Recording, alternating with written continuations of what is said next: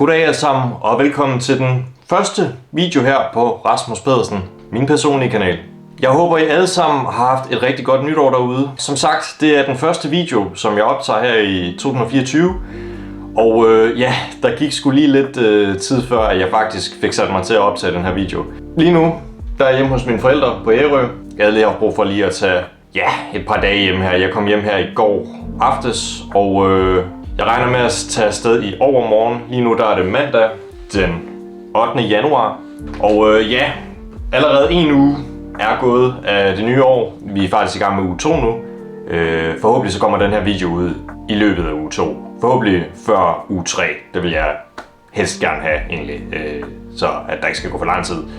Men ja, den første uge er egentlig gået fint, synes jeg. Sådan set egentlig. Altså nu har der selvfølgelig lige været en lille bitte smule. Det er også derfor, at jeg er taget hjem nu her, fordi jeg lige havde brug for nogle dage hjemme og sådan noget. Men jeg synes ikke, at jeg har haft en nedtur. Altså noget, der kunne tegne lidt som en kommende depression. Som jeg har sagt i nogle tidligere videoer, så lider jeg blandt andet af det, som hedder bipolar lidelse.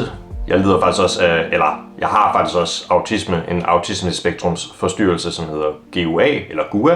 Men det er for det meste den her bipolar her, som affekter mig, eller påvirker mig, når det er.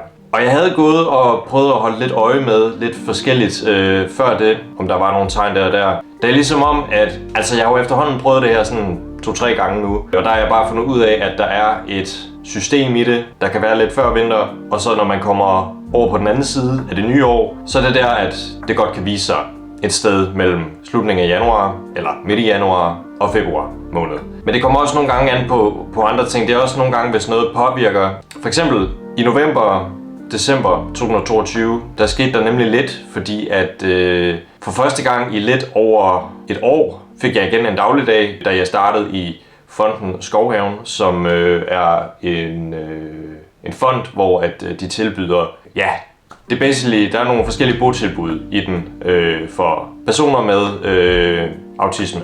Og jeg startede jo oprindeligt i et dagstilbud med Fonden Skovhaven der, hvor at jeg pendlede her fra Ærø, da jeg stadig boede her, over til Svendborg samme dag.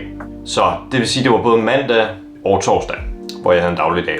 Så det var også lidt noget nyt, plus med op til juletiden var jeg meget med, at jeg skulle gøre klar og så videre, med at rydde op og så videre, og gøre klar til, at der kom gæster og sådan noget der. Så det kan jo bare tage lidt på en, når man skal gøre det helt klar inden for nogle dage og sådan noget der. Så kunne man jo selvfølgelig gå tidligere i gang, men der er bare et eller andet der. Så det er ikke altid lige til at styre. Og så i januar 2023, starten her af det år, der nu er gået, der flyttede jeg for første gang hjemmefra. Jeg flyttede ind af deres botilbud, som Skovhaven havde, lidt udenfor, men stadig i selve Svendborg by, hvor jeg teknisk set har boet siden januar 2023. Men sidste januar kom der jo så den her depression på grund af bipolaren der, at der var simpelthen så mange ting, der havde kigget ind, plus at jeg jo skulle flytte hjemmefra, hvilket også er bare en kæmpe omvæltning. Sidste gang jeg prøvede at flytte hjemmefra på en eller anden måde, det var da jeg boede på efterskole. Der boede jeg jo og kom kun hjem i weekenderne. Hvilket jeg også egentlig primært gør. Selvom jeg bor i Svendborg, så kommer jeg samtidig hjem her til familien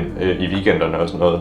Men for det meste så, jeg har det med at blive derovre også i weekenderne i min lejlighed. Da det jo sådan set er mit hjem der. Det her, det er også mit hjem stadig. Altså Ærø, det vil altid være mit hjem, no matter what. Men man har ligesom 2 hjem nu. Det her, det er mit barndomshjem det her. Og i Svendborg, det er mit nye hjem. Så det er basically, når jeg siger, at jeg skal til Ærø, så er det hjem til Ærø. Og når jeg skal til Svendborg, så er det hjem til Svendborg. Så det er basically sådan, jeg ser det lidt nu her. Så Men jeg har teknisk set boet der siden januar 2023. Men på grund af depression, vinterdepression og så videre, så har der gået nogle perioder, hvor jeg prøvede at komme derover i lejligheden og bare være der en dag, og nogle gange også bare lige være der et par dage mere. Og så var jeg hjemme i nogle perioder og sådan noget der, så jeg har, det er sådan lidt forskelligt, hvornår jeg har været der og så videre, men jeg er begyndt at være der mere, og egentlig fast også siden sommeren 2023.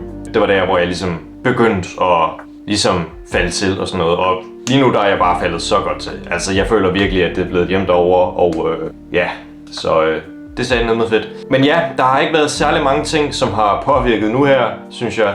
Der har været, som sagt, en lille smule, men så er det også bare rart at kunne komme hjem her på weekend, eller bare lige at være nogle dage her hos mine forældre og så videre. Så det har ikke været så slemt, som det kunne være, og det er jeg bare skide glad for. Så der er ikke noget at klage over det i hvert fald, så det er fantastisk. Så Og jeg har lige sørget for at få skrevet nogle emner ned her til videoen, for at jeg ikke lige skulle glemme alt det, jeg ville snakke om der. Fordi at der er lige et par ting, vi skal igennem her, som jeg gerne vil snakke om i dag. Blandt andet med, hvad der ligesom er sket i løbet af 2023. Der har jo ikke været så mange videoer.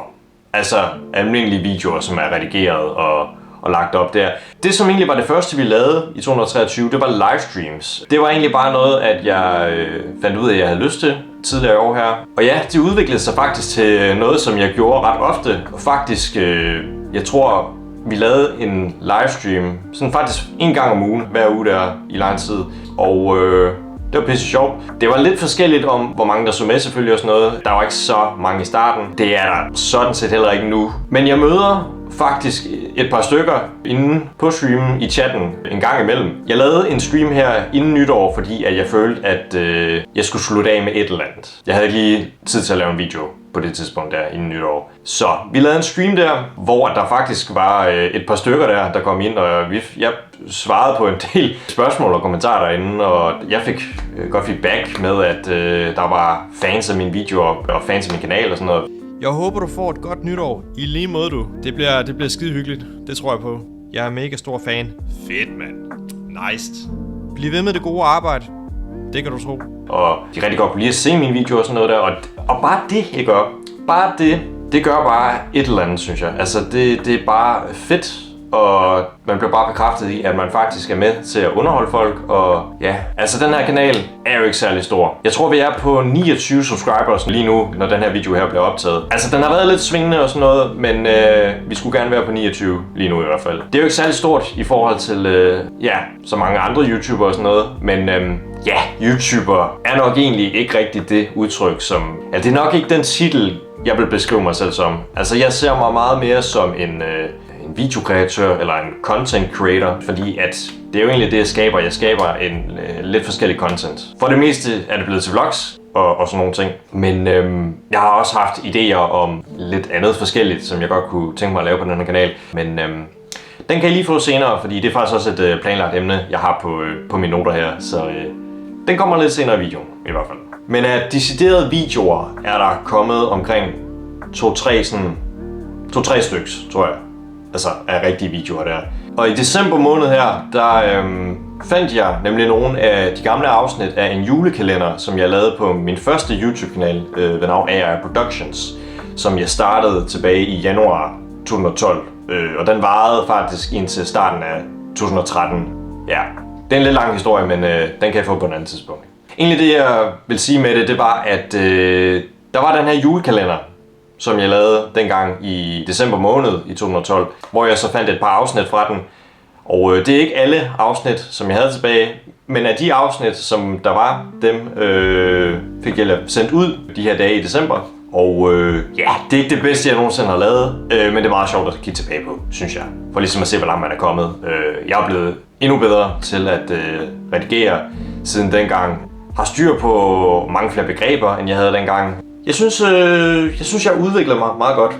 Nu er det selvfølgelig lidt forskelligt de sidste par år, hvor mange gange jeg har lavet videoer og så videre. Og det, som jeg ligesom har fundet ud af nu her, med de ting, jeg laver og så videre, det er, at jeg ser mig meget i mit eget lane.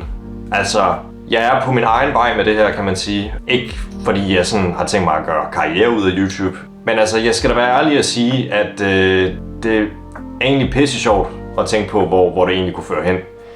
Altså sådan lidt, altså jeg elsker jo at lave sådan noget her, når jeg endelig gør det. Og det kunne bare være pisse sjovt egentlig at se, hvor det kunne føre hen, hvis jeg holder mig mere i gang og egentlig bliver ved.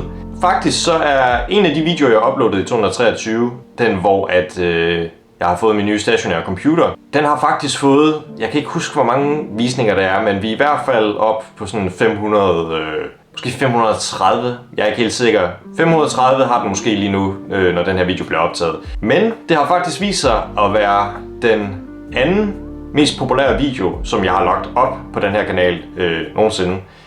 Hvilket jo er skide fedt. Og også bare når jeg kigger på den video, jeg tror simpelthen, at jeg har gjort en del ting rigtigt. Altså både med titel, men også med redigering og timing. Og det eneste, der nok var lidt i det var nok, at fokuset ikke var så klart. Fokuset er forhåbentlig ret godt lige nu. Jeg har også lige haft min bror, han var lige med til at hjælpe med at få fokuset helt rigtigt på kameraet. Så jeg tror, vi er mere skarpe i hvert fald, end vi var i den video. Så det er fedt. Og jeg håber også, at belysningen er ret god lige nu. Vi har leget lidt rundt med det, for ligesom at se, hvad passede bedst til den her video. Faktisk så står kameraet lige nu på sådan et ring light, et videolys, som jeg fik her til jul i 2022. Og faktisk oprindeligt, så den første video, jeg faktisk optog i 2023, var faktisk hvor jeg unboxede det her videolys og et andet videolys, som jeg havde fået på Black Friday. Og hvad kan man sige, den var okay videoen. Den var ikke, der skete lige lidt undervejs som altså nogle tekniske problemer og så videre, men jeg tror den blev okay og sådan noget.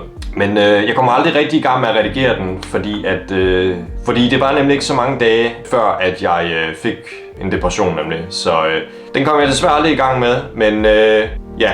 Så det er faktisk første gang, at jeg bruger den i en decideret video. Noget som jeg også har anskaffet, den har jeg faktisk haft brugt i 1 til 2 videoer tidligere. Jeg har fået anskaffet mig en mikrofon til mit content-kamera her. En Boya BY MM1. Boya BY MM1. Det er jeg ret sikker på, at det var det, den hed. Og jeg synes, det lyder meget godt. Jeg synes at den gør et godt stykke arbejde, og den passer meget fint til kameraet, fordi den er heller ikke særlig stor. Og den kan faktisk også lige være imellem det her ring light inde i cirklen her, så det passer bare perfekt. Så ja. En ting, som jeg også synes, vi skulle tale om nu her, det er egentlig fremtiden for den her kanal. Som jeg sagde før, så kunne det jo være pissefedt at se, hvor det her kunne lede hen med de her videoer. Og hvis jeg kunne holde mig mere i gang i det nye år her. Jeg plejede jo at kalde den her kanal for min second channel. Og hvor meget det nu har været en second channel, det ved jeg faktisk ikke rigtigt. Jeg havde aldrig rigtig en idé, da jeg startede på den kanal, der hedder Racing Motion, som jeg har kaldt for min main channel. Det var den kanal, jeg startede på efter AR Productions. Og jeg havde aldrig rigtig en idé om heller min plan med det her YouTube shit her. Jeg lavede jo det her. Altså grunden til at jeg startede med at lave videoer, det var fordi jeg gerne ville prøve det, og fordi jeg synes at det virkede sjovt, og fordi jeg har en interesse for blandt andet filmmaking og video og et par andre ting og sådan noget. Så jeg synes bare det passede perfekt. Jeg synes at det var noget for mig. Men ja, jeg vidste aldrig rigtig helt hvad jeg skulle bruge Racing Motion til, og for det meste er der de ting som har været mest på den kanal er film og sketches og så videre. Så og den her kanal, det er jo den jeg har været mest aktiv på her de sidste par år her, når jeg har været aktiv. Så det jeg egentlig vil definere den her kanal, det som jeg hellere vil definere den her kanal som, er nok at det er det er min personlige kanal, måske mere. Fordi jeg samtidig fortæller, hvordan det går i mit liv og sådan noget der, men også det her, at jeg synes jeg kan se, at jeg kan lave det mest content, altså en masse differentieret content. Jeg ser Racing Motion mest som en sketches og filmkanal. Plus at den har fået igennem årene, så har det været meget humoristiske videoer, som jeg har lavet på den kanal. Så hvis der kommer videoer på den kanal, hvilket at der sikkert kommer til en gang imellem, hvis jeg har et nyt projekt eller en ny sketch eller en ny film, som jeg tænker på, det kommer nok til at være baseret på comedy og have nogle komiske elementer osv. Da kanalen ligesom altså det er ligesom blevet en del af de videoer, der bliver lagt op der. Der er noget komisk over de videoer. Og jeg føler selv, at det vil være lidt mærkeligt nu at lave altså almindelige film på den kanal, da den jo har det her humoristiske element over de ting, der bliver lagt op. Men ja, you never know. Men det er i hvert fald lidt min plan med den kanal, at sketches og så videre nok kommer til at være det, der primært bliver lagt op på den kanal. Og nogle andre ting inden for det komiske element der. Ja, så I kan regne med at se mig mest på den her kanal her, da jeg efterhånden føler, at det er her, jeg kan lave det meste af mit content og så videre. Så ja, yes. Og så var der jo lige den ting, som jeg talte om tidligere her i videoen, som jeg jo lige vil vise. Jeg har i løbet af sidste år her, eller ja, 2023, der har jeg haft skrevet nogle idéer ned, når jeg har fået idéer. Det har jeg samtidig, hvis jeg bare har siddet for mig selv, eller bare lavet et eller andet, så er der samtidig, der kommer nogle idéer op i mit hoved til videoer. Og Jeg har faktisk en liste lige her. Jeg ved ikke, om man kan se det så godt. Det er heller ikke, fordi jeg vil vise titlerne selvfølgelig på videoen og sådan noget her. Men I kan se her. Det her op er for Racing Motion. Der har jeg 3 der nu. Og så kommer den her kanal. Og der kan I se, her står navnet. Og så kan I se her.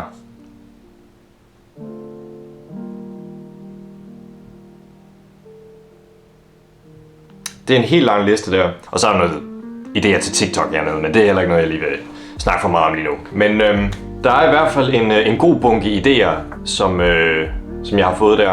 Og forhåbentlig så er det nogle idéer, som forhåbentlig kan blive til virkelighed i løbet af det her år her. Men som altid, jeg kan ikke love noget, desværre. Det ville være fedt, hvis jeg kunne. Men, og en ting, som jeg faktisk også har oplevet i løbet af det her år, det er, at når det kom til at lave projekter og så videre, der finder jeg mig samtidig i, der er jo nogle dage, så har man det sådan lidt, så har man den der mulighed. Og jeg tror godt, at det er noget, som mange folk derude godt kender.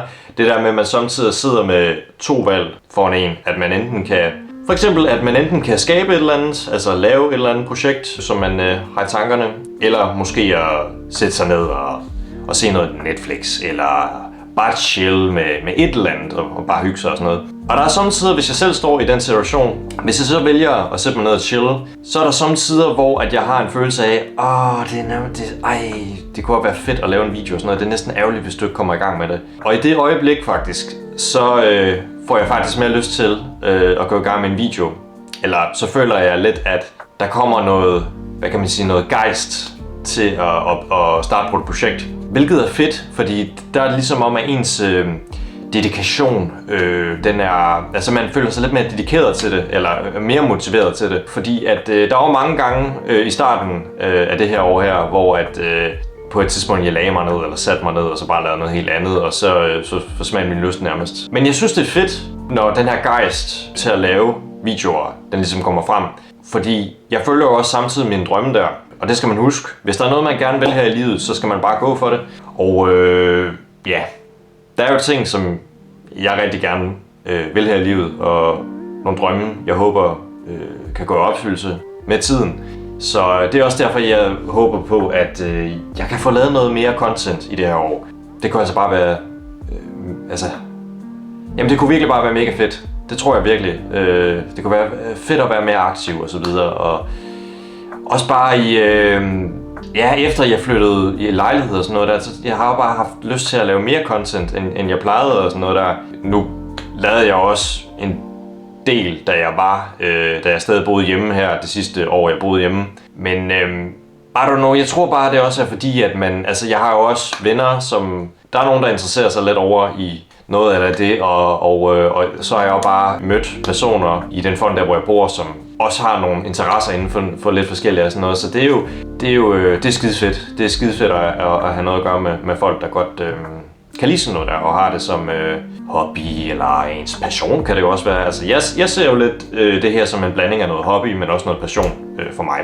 Fordi jeg prøver at tage mig god tid med ting, og er meget omhyggelig med de ting, jeg laver. Jeg er i hvert fald også blevet mere omhyggelig med tiden, når det kommer til at lave videoer, synes jeg selv.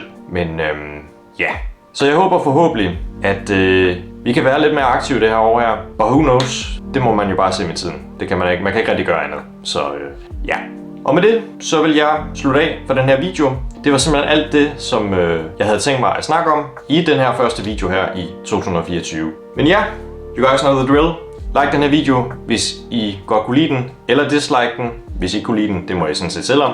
Og I må da også gerne lige lægge en kommentar, hvis I har noget feedback at komme med, eller i hvert fald noget at sige til den her video. Det er velkommen til. Og hvis I gerne vil følge med på den her kanal, så kan I abonnere, subscribe til den her kanal.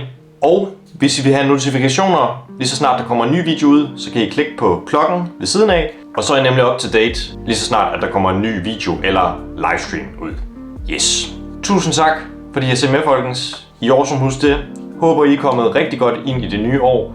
Og så må I alle have held og lykke og de bedste lykkeønskninger for år 2024. Vi ses.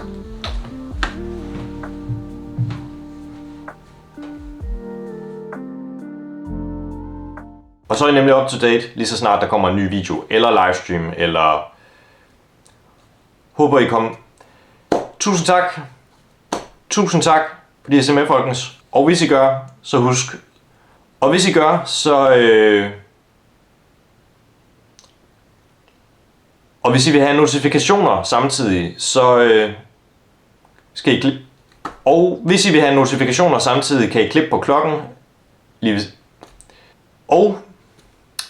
Og hvis I vil have notifikationer, så kan I klikke på klokken ved siden af.